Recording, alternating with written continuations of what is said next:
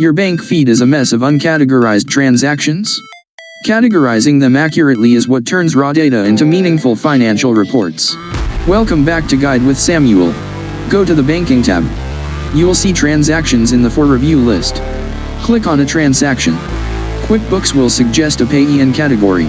Check if it's right. If it's wrong, select the correct payee from your list and choose the proper account or category from your chart of accounts. Was it meals and entertainment or office supplies? Accuracy here makes your profit and loss statement trustworthy. My crucial pro tip: use the rules feature for frequent transactions. For identical, recurring transactions, like your monthly internet bill, create a rule to automatically categorize and assign the payee. This saves you hours of repetitive work every month. Transform data entry from mature into a quick, impactful review. Are you a fan of rules, or do you prefer to review each transaction manually? For more guides on efficient bookkeeping, hit subscribe. Thanks for watching.